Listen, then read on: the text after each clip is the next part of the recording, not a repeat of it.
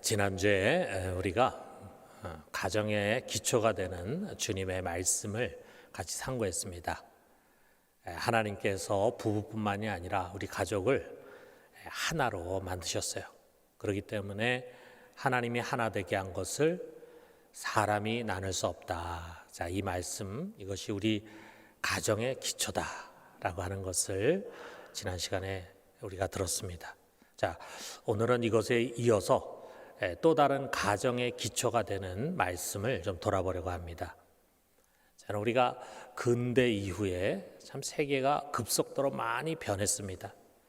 자, 그 중에서도 특별히 아마 가정만큼 많이 변한 곳이 있을까라는 생각이 들 정도로 가정이 많이 변했어요. 자, 우리나라도 한 100년 전에 결혼 풍습이라든지 또는 가정 문화를 생각해 보면은 자, 얼마나 많이 변했는가 하는 것을 볼 수 있습니다. 서양도 마찬가지입니다. 자, 변화된 가정 문화는요, 우리의 신앙에도 또 많은 영향을 끼쳤습니다. 과거에는 신분의 차이, 또 남녀 차이, 그리고 그에 따른 위계 질서를 굉장히 강조하고 뚜렷이하는 그런 권위적인 사회, 가부장적인 사회였잖아요. 그리고 교회는 성경을 가지고 또 그러한 것들을 뒷받침을 했습니다. 그것이 성경적이다 이렇게 또 가르치기도 했어요. 자, 그러나 지금은 우리 구성원 상호 간의 동등한 권리와 인격을 존중하는 그런 사회가 됐습니다. 그래서 우리는요, 100년 전에 그리스도인들과 비교해 보면은 그들과 같은 것, 비슷한 것도 있지만 생각이 다른 것들도 있어요. 우리는 100년 전에 그리스도인들에 비해서 인종이나 또는 신분의 차별을 인정하지 않습니다. 여성의 인권을 존중합니다. 그리고 자녀에 대한 억압적이고 폭력적인 체벌에 반대를 합니다.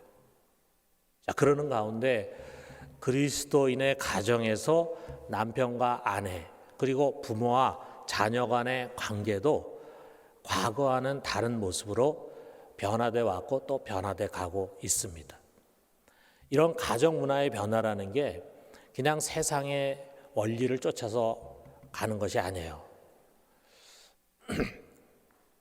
우리가 분명히 성경에는 기록돼 있었는데 이전에는 보질 못했는데 이제 가정의 문화가 변화돼 가는 가운데 어떻게 보면 그러한 세상의 문화의 변화 속에서 하나님께서 우리의 눈을 열어서 조명해서 그런 숨겨진 하나님의 뜻을 발견하게 합니다. 그래서 그런 말씀들이 이제 우리의 행동 양식에 특히 우리 가정의 기초가 되는 말씀이 되는 거예요. 자, 그렇지만 우리 변화돼가는 이 가정 문화 속에는요, 우리들이 사실 받아들이기 어려운 것들도 많이 있습니다. 나이가 들수록 참 변화되는 것을 이해하고 수용한다는 게 점점 더 어려워지는 것 같아요. 자, 여러분, 우리 자녀들 생각해 보면은요, 지금은 다 부모 품 안에 있지만 이제 곧 날개를 달고 부모의 품을 떠나서 훨훨 날아갈 것입니다. 그리고 그들 중에는요, 부모의 신앙을 어느 곳에 가서든지 잘 이어가는 그런 신실한 자녀도 있겠지만 세상의 가르침과 풍습을 쫓으면서 부모와는 다른 생각과 삶을 가지는 그런 자녀들도 이제 있을 거예요. 그죠? 오늘 우리 교회당에서나 또는 집에서 예배를 드리는 우리 주일학교 친구들, 여러분은 세상의 가르침과 풍습을 쫓는 그런 사람이 아니라 여러분의 부모의 신앙을 따라서 하나님의 말씀대로 살아가는 그런 신실한 그리스도인들이 되기를 주님의 이름으로 축원합니다. 자, 우리가 이런 걸 한번 상상을 해봐요. 믿음이 좋으신 신실하신 집사님이 있어요. 자, 그 집사님에게 아들이 있는데 그 아들이 어릴 때는 정말 부모님 말도 잘 듣고 교회 생활도 이제 열심히 하고 그렇게 했어요. 그런데 고등학교를 졸업하고 서울에 있는 대학에 가게 됐어요. 그리고 서울에서 대학을 다니고 또 거기서 또 직장을 얻어가지고 직장 생활을 합니다. 부모하고 이제 오랫동안 멀리 떨어져 있게 됐죠. 그러더니 어느 날 결혼할 사람이라고 데리고 왔는데 믿음이 하나도 없는 불신자 자매를 데리고 왔어요. 집사님의 마음이 어떻겠어요? 자, 그런데 더 기가 막힌 것은 벌써 임신을 해가지고 왔어. 그러면서 또 아들이 하는 말이 이미 얼마 전부터 저희들이 동거 생활을 하고 있습니다. 이건 요즘 세대에 아주 흔한 일입니다. 이렇게 이제 말하는 거예요. 야, 이럴 수가 있는가? 얘가 내 아들이 맞는가? 정말 문화 충격을 느끼는 거죠. 집사님은 자기 아들이 정말 믿음의 처자를 얻어서 교회당에서 목사님이 주례해가지고 예배를 드리기를 꿈꿨는데 그게 하루아침에 산산조각이 나고 이 집사님으로서는 도저히 이해할 수 없는, 그런데 자기 아들은 벌써 그렇게 흘러가 버리고 만 거예요. 여러분, 어떻게 보면 벌써 세상은 저만큼 나가 있습니다. 우리는 성경의 가르침을 따라서 성경적이고 이상적인 그런 가정을 꿈꾸고 그것이 우리의 자녀의 대에도 이어지기를 간절히 바라고 있어요. 그것을 위해서 정말 부모로서 나름대로 열심히 자녀의 신앙 교육을 위해서 애쓰고 있습니다. 또 그렇게 해야 됩니다. 그러나 여러분, 우리의 가정은요, 이 변화되는 세상 속에서 다양한 갈등과 문제에 직면할 수 있어요. 가정에 대한 생각이 전혀 다른 그런 자녀들과 같이 살아야 하는, 같이 동거하면서 가족을 유지하는 그런 일이 우리들에게도 생길 수 있습니다. 자, 이때 우리들에게 꼭 필요한 가정의 기초가 되는 말씀이 바로 오늘 우리가 읽은 이 말씀입니다. 가정만이 아니에요. 교회나 또는 이 세상 속에서 살아가는 그리스도인들이 반복해서 묵상해야 할 말씀입니다. 이것은 바울이요, 로마 교회 안에 있는 문제를 지적하면서 어떻게 보면 이제 14장에서 여러 가지 이야기를 한 가운데 이제 15장에서 마지막으로 결론을 내서 주는 권면과 같은 그런 말씀입니다. 자, 로마 교회 안에는요, 믿음이 강한 자와 믿음이 약한 자 사이에 아주 큰 갈등과 대립이 있었습니다. 자, 믿음이 강한 자라는 것은 믿음이 좋은 사람이겠죠. 또 영적으로 성숙한 사람이겠죠. 자, 그런 사람은 성경에 관한 지식이 많이 잘 담겨져 있고 성경을 바르게 이해하고 있는 그런 사람이에요. 자, 그래서 그 당시에 성경 그러면은 신약 성경 아직 나오지 않았으니까 구약 성경을 가리키는데, 구약 성경에 있는 내용을 그대로 적용해서 실천하는 것이 아니라 이 구약 성경을 예수 그리스도를 통해서 보는 거예요. 마치 우리가 보는 것처럼 예수 그리스도를 통해서 보게 될 때 어떤 것은 버리고 어떤 것은 그대로 취해서 우리가 행해야 된다라고 하는 것을 잘 알고 있는 그런 사람이에요. 그래서 자, 구약 성경에 보면은 정한 음식과 부정한 음식이 있으면서 부정한 음식은 먹지 마라. 그것을 먹으면 너희가 부정하게 된다라는 말씀이 있는데, 그런 말씀을 더 이상 문자적으로 지킬 필요가 없다 생각을 하고 꺼리낌 없이 그 부정한 짐승에 포함되어 있는 그런 고기를 먹는 거예요. 그 가장 대표적인 것이 돼지고기죠. 그 주변에 있는 나라들은 그 당시에 돼지고기를 잘 먹고 있었어요. 유대인들은 돼지고기가 부정한 음식이라 그래서 안 먹었죠. 자, 그런데 이들이 이것을 마음껏 먹는 모습을 보면서 시험에 드는 자가 있는 거예요. 성경이 분명히 부정한 짐승이기 때문에 먹어서는 안 된다라고 금한 것인데 어떻게 저렇게 버젓이 할 수 있는가? 그래서 그들은 이렇게 음식을 먹는 사람들을 방종하는 자유주의자다, 이렇게 이제 비판을 하는 것입니다. 반면에 자, 믿음이 강한 사람들은요, 이런 연약한 자들을 아직 하나님의 말씀, 이 성경을 제대로 잘 분별하지 못하는 어린 신자다라고 해서 그들을 업신 여겼습니다. 자, 여러분, 우리가 옳고 그름으로만 따진다면은 누가 옳은 사람입니까? 우리 벌써 알 수 있잖아요. 2000년이 지난 오늘날 우리 신앙이 좋으신 우리 그리스도인들이 돼지고기 먹는데 아무 꺼리낌이 없잖아요. 그러니까 그 당시에 바울이 믿음이 강한 자라고 표현한 것처럼 이들이 하나님의 말씀을 제대로 이해하고 있는 사람들이었죠. 아마도 이들은 바울 사도가 자신들의 손을 들어줄 것이라고 확신했을 것입니다. 그런데 바울은요, 오히려 이들을 훈계하는 거예요. 너희들에게 문제가 있다. 너희들의 태도를 좀 바꿔야 된다라고 하는 것을 말합니다. 자, 1절에 보니까 믿음이 강한 우리는 마땅히 믿음이 약한 자의 약점을 담당하고 자기를 기쁘게 하지 아니할 것이니라. 자, 옳고 그름이 성경의 가르침의 근본이 아니다라는 거예요. 물론 성경은 어떤 것이 옳은 것이고 어떤 것이 그른 것이고 라고 하는 것이 기록되어 있습니다. 율법은 무엇이 죄고 무엇이 죄가 아닌 것이 우리에게 기록돼서 주어진 책이에요. 자, 우리가 성경뿐만이 아니라 우리 세상을 살아가면서 보면은 우리 항상 옳고 그르다라고 하는 것을 가지고 논쟁하고 다투기가 쉽습니다. 우리 가정에서도 그렇잖아요.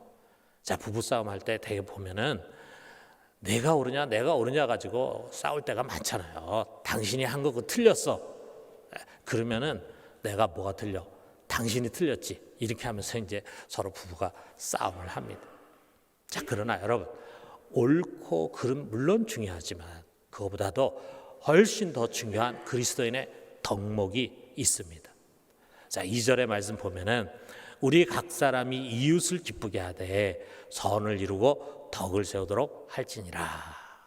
이렇게 말씀인데 이것을 우리가 좀 더 쉽게 풀면서 좀 더 깊이 있게 해석을 하면 바로 이런 거예요.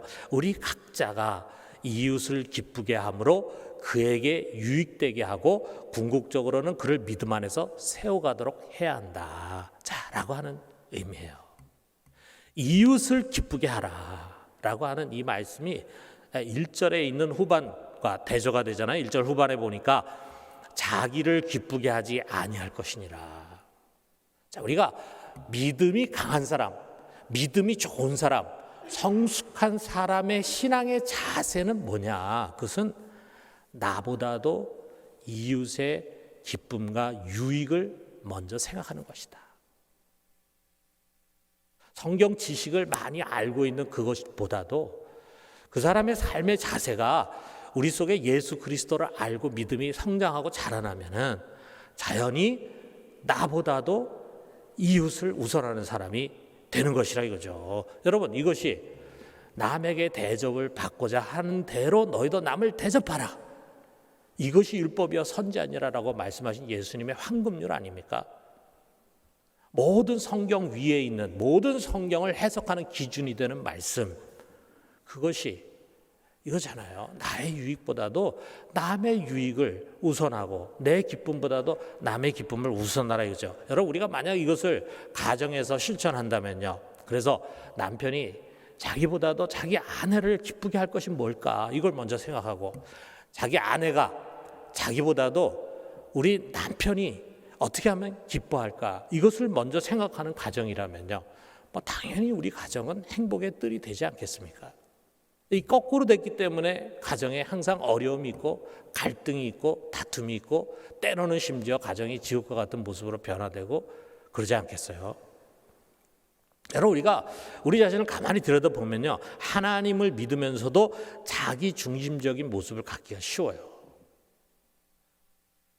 이것이 하나님의 뜻이라고 하는 확신, 그리고 내가 하나님을 기쁘시게 해야지라고 하는 그 명분 아래서 사람이 안 보여요. 사람을 안 보려고 그래요.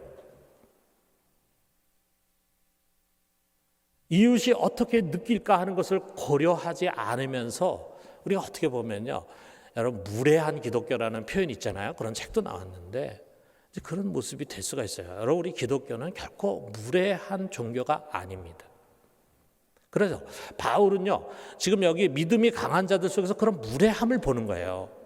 그러면서 이렇게 권면을 합니다. 로마서 14장 21절에서 22절 상반절 보니까 고기도 먹지 아니하고 포도주도 마시지 아니하고 무엇이든지 내 형제로 꺼리기에 하는 일을 아니함이 아름다우니라.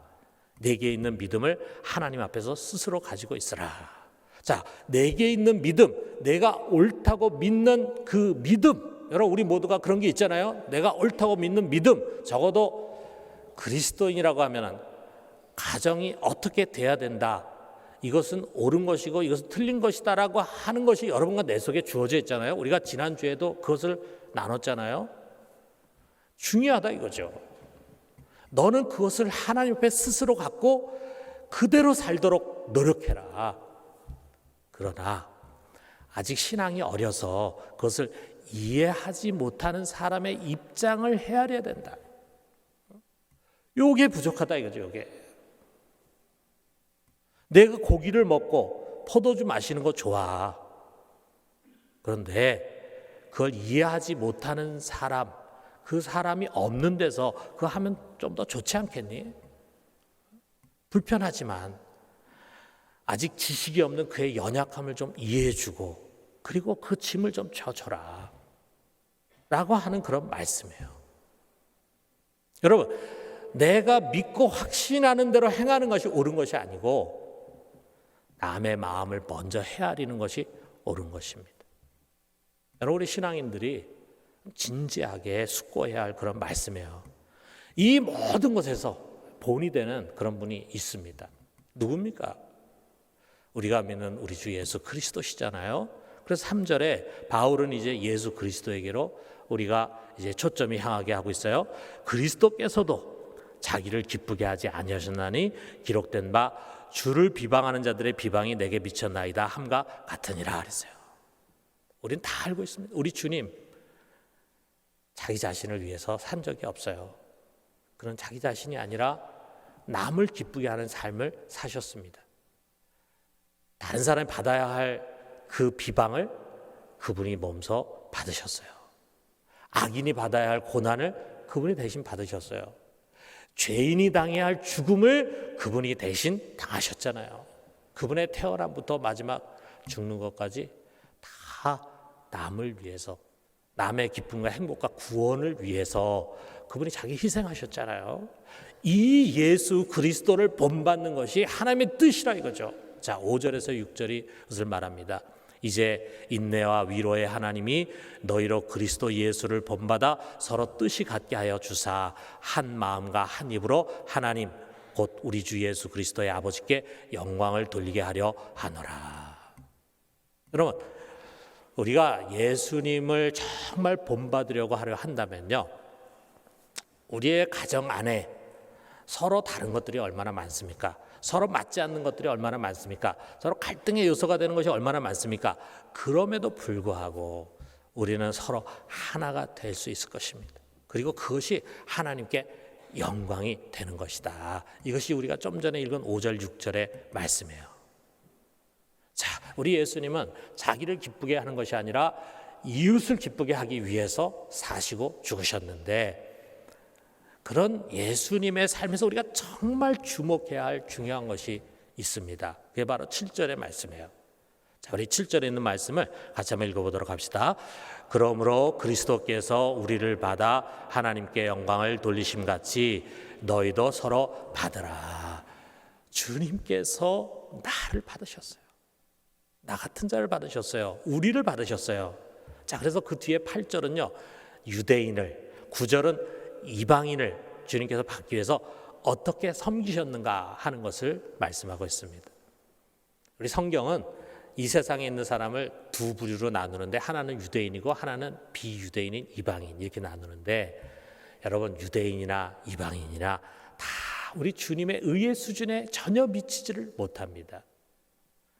다 불의한 죄인들이고 패역한 그런 나쁜 삶을 산 사람들이에요. 자, 그럼에도 불구하고 우리 주님께서 유대인도 받으시고 우리 이방인도 받으시고 나 같은 죄인도 받으셨습니다.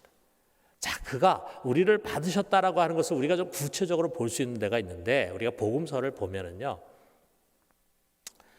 복음서에 보면은 예수님 당시에 유대 사회에 유대 공동체가 있죠. 신앙 공동체, 유대교 공동체가 있는데, 바리새인이나 유대인들이요, 이 공동체에서 쫓아내고 또 이 공동체에 전혀 들어올 수 없도록 한 부류의 사람들이 있어요. 어떤 사람들이냐면 바로 세리라든지 또는 창녀 또는 죄인, 이런 사람들입니다. 자, 유대인들은 이들을 부정한 자다 이렇게 낙인을 찍고, 그리고 이들과는 교제를 하지 않았어요. 이들을 집에 초청하는 일도 없고 또 이들의 집에 초청받아 가는 일도 없어. 이들과 같이 교제하면은 자기도 부정한 자가 돼. 자, 이거 뭡니까? 이들을 전혀 받지 않는 거죠. 그런데 예수님 어떻게 했습니까? 예수님은 이들을 영접했어요. 세리들이 식사에 초대했을 때 기꺼이 그곳에 가셔서 세리들과 함께 한 탁자에서 식사를 하셨어요. 그리고 예수님 죄인들과 어울리셨습니다. 우리 주님이야말로 이들과 전혀 다른 차원에서 사신 정말 순결하고 고결한 하나님의 말씀을 조금 더 거스리지 아니하고 죄가 하나도 없으신 분임에도 불구하고 그는 그야말로 허물투성인 이 부정한 사람들을 받으시고 죄인들의 친구가 되셨습니다. 여러분, 우리가 예수님 본받아야 합니다. 주님께서 우리를 받으신 것처럼 세리와 죄인과 같은 우리를 받아 품에 안으신 것처럼 우리도 우리가 받기 어려운 사람들을 받는 것입니다. 여기서 이 받는다, 프로스 람바노라고 하는 말의 의미는요, 이거예요. 마음을 열고 진정으로 환영하면서 자신이 속한 그룹이나 가정에서 받아들이는 것. 그를 환영해. 그래서 나의 가정의 멤버로 그를 받아들여요. 우리 그룹의 멤버로 받아들여. 더 이상 옳고 그름을 따지지 않고 그가 잘못한 것이 있음에도 불구하고 그를 받아들이는 것입니다. 여러분, 이것을 우리 가정의 기초로 삼아야 합니다. 여러분, 우리들에게 필요한 것은요, 우리의 가족을 먼저 있는 그대로 받는 것입니다. 여러분, 우리가 가족을 받지 못할 때 우리에게 나타나는 현상은 뭐냐면요, 그 가족이 못마땅한 게 많아요. 불만스러운 게 많고 비난할 게 많아. 그러면서 뜯어 고쳐야 할 게 많아요. 그래서 자기 잔소리가 나오는 거죠. 너 그거 좀 고쳐야 되지 않냐 하는 잔소리가 자꾸 이제 나옵니다. 근데 이게 답이 아니라는 거죠. 어쩌면은 그렇게 하는 이야기가 옳은 이야기일 수 있어요. 성경적인 이야기일 수 있어요. 그런데 이게 답이 아니에요. 여러분, 우리 자신부터 한번 봐요. 우리 가족 안에서도 보면은요, 내가 내 문제 인정한다는 게 쉬운 일이 아니에요. 우리 집사람 끊임없이 나에게 문제를 제기해요. 그런데도 그거를 그냥 싸우기 싫으니까 그래 알았어 이렇게 하지, 내 마음 깊은 곳에서 받아들이는 게 쉽지가 않아요. 그냥 또 반복하는 거지. 또 인정한다고 해도요, 그걸 고치는 것이 쉽지가 않아요. 마음으로는 내가 이래서는 안 되는데 내가 이거 좀 고쳐야 되겠다 결심도 하고 그렇게 하지만 사람이 변한다는 것이 그렇게 쉽지가 않잖아요. 이렇게 살아온 세월을 돌아보면은요, 내가 너무 변하지 않는 거예요. 정말 변하고 싶은데 변하지 않는 것들이 너무 많은 거예요. 여러분 공감하지 않습니까? 자, 그런 사람에게 너 틀렸어. 변해야 돼. 왜 자꾸 바꾸지 못하고 반복하니? 이렇게 하다 보면은요, 반발을 하거나 아니면은 싸우거나 멀리 도망을 가게 됩니다. 그래서 샤르돈이라고 하는 사람이 그런 얘기했어요. 사랑하는 자와 지내려면 한 가지 비결이 있다. 즉 상대를 변경시키려고 해서는 안 된다. 자기의 성질에 안 맞는 결점을 고치려 들면 삽시간에 상대의 행복까지 파괴시키고 만다. 내가 하는 말이 옳은 말일 수 있겠지만 그러나 그것이 문제를 해결하는 길이 아니에요. 여러분, 우리 주님께서 우리에게 가르쳐주신 방법은 이런 것이 아닙니다. 먼저 그를 있는 모습 그대로 받는 것입니다. 나와는 다른 모습, 때로는 다른 생각, 때로는 내 기준에 미치지 못하고 내 취향에 맞지 않고 심지어는 내가 싫어하는 모습이지만 그를 존중하고 받아주는 거예요. 특별히 우리 상처난 가족 있잖아요. 또 실패한 가족 있잖아요. 탕자 같은 가족, 이들을 품 안에 받아주는 거예요. 사실 쉬운 일은 아니잖아요. 근데 여러분, 이게 우리의 의지로 할 수 있는 일이 아닙니다. 그러나 여러분, 나 같은 죄인도 우리 주님 받으셨는데, 나 같은 죄인을 받으신 우리 주님을 생각하면서 그분이 그렇게 하셨다면 나도 본받아서 그렇게 해야지. 그러면서 그의 길을 뒤쫓으려고 할 때 우리는 그렇게 할 수 있고, 우리가 그렇게 하려고 할 때 성령께서 도와주십니다. 여러분, 변화는 내가 시키는 것이 아니라 하나님이 시킨다는 걸 명심해야 합니다. 여러분, 내가 할 일은요, 그를 변화시키려고 하는 것이 아니라 그를 사랑으로 받아주고 품어주는 거예요. 대부분 사람들 자기가 잘못된 거 알면서도 고치려고 하면서도 잘 안 고쳐져요. 우리가 그걸 자꾸 지적하면은 싫어지게 됩니다. 받아주고 품어주는 거예요. 그리고 그를 위해서 기도해 주는 거예요. 저는 이 영국 영화를 참 좀 좋아합니다. 영국 영화. 영국 영화를 볼 기회가 많지 않은데 제가 독일에 있을 때는 참 영국 영화를 많이 TV에서 해줘서 봤어요. 근데 영국 사람들은요, 흥미 위주보다는 삶의 구석을 아주 예리하게 파헤치면서 메시지를 던지는 그런 재주가 있어요. 자, 오래전에 제가 이제 독일에서 본 영국 영화가 있는데 한 60년대, 70년대를 배경으로 한 어떤 한 작은 도시에 한 평범하면서도 아주 화목한 가정의 이야기인데 그 아버지는 좀 융통성이 적고 아주 보수적인 그런 아버지예요. 자, 자녀가 여럿이 있는데 특별히 이 아버지가 큰 딸하고 사이가 참 좋았어요. 그런데 큰 딸이 이제 어느 날 일을 저질렀습니다. 자, 친구가 파티에 갔는데 그 파티에서 술을 너무 많이 마신 거예요. 그래가지고 정신이 몽롱한 가운데 그만 잘못을 저지르고 임신을 하고 말았어요. 자, 이 모든 사실을 알게 된 아버지가 분노로 가득 찹니다. 내가 어떻게 이럴 수 있냐? 내가 너를 그렇게 가르쳤느냐? 정말 동네 창피해서 못 살겠다. 이 딸에 대한 실망이 막 미움이 되는 거예요. 딸이 너무 미운 거예요. 이런 모습으로 지금 온 이 딸이 일을 저지르고 이렇게 온 딸이 너무 미운 거예요. 그러면서 아버지와 딸 사이에 싸움이 이제 계속 되는 겁니다. 그러다 급기야 딸은요, 아버지가 나를 그렇게 부끄러워하니까 좋아요, 내가 나갈게요. 그러니까 그 얘기 들은 아버지가 그래, 나가버려, 꼴도 보기 싫어 해가지고 진짜 그 딸이 짐을 싸가지고 나갔어요. 그래가지고 역 가까운 데 있는 방을 하나 얻어가지고 거기서 혼자 삽니다. 자, 딸이 나가니까 이제 그동안 내내 매일매일 싸우는 거야, 아버지하고 딸이. 그러다가 이제 집안이 평온해졌어요. 아버지는 다른 가족들에게 잘 된 거야, 잘 나갔어 이렇게 말하는데 마음은 한없이 무거운 거예요. 가족을 잃어버린 괴로움이에요. 점처럼 아버지의 마음이 달라집니다. 그러면서 시간이 지나면서 이 아버지가 딸에게 연락을 취하는데 딸이 냉정하게 거절합니다.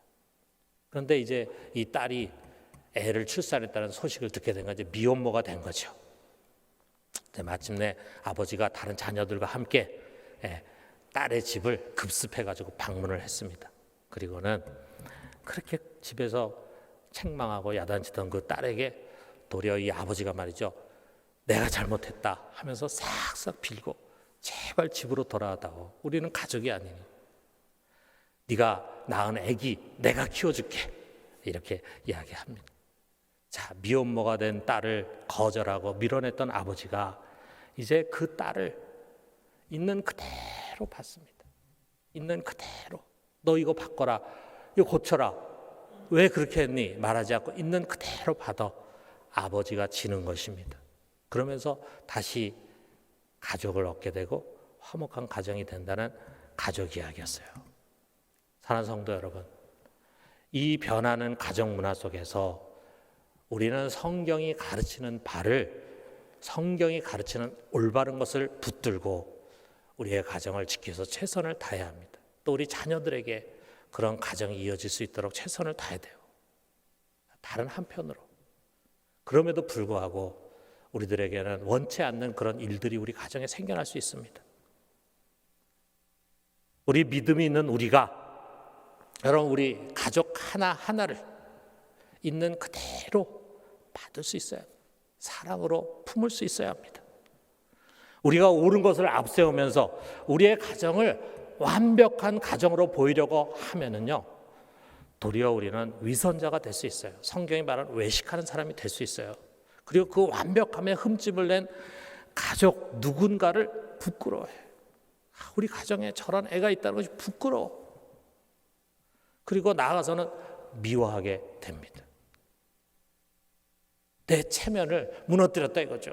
미워하게 돼. 여러분 아닙니다. 여러분 우리 모두는요 다 부족하고 연약한 자들입니다. 우리 여기서 출발하는 거예요.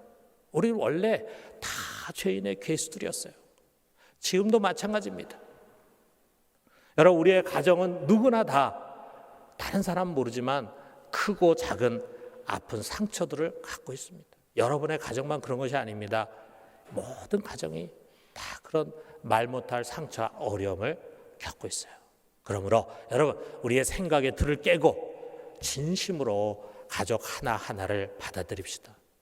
그가 어떤 모습을 갖고 있든지 하나님이 우리에게 주신 나의 가족입니다.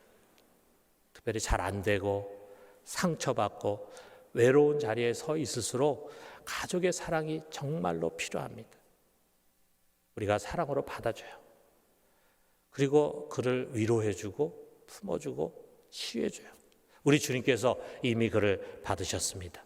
사랑하는 성도 여러분, 우리 서로를 받아서 온 가족이 진정으로 하나가 되어 그 가족을 허락하신 우리 하나님을 기쁘시게 하고 하나님께 영광 돌리는 우리 모두가 되기를 주님의 이름으로 축원합니다. 우리 같이 기도합시다.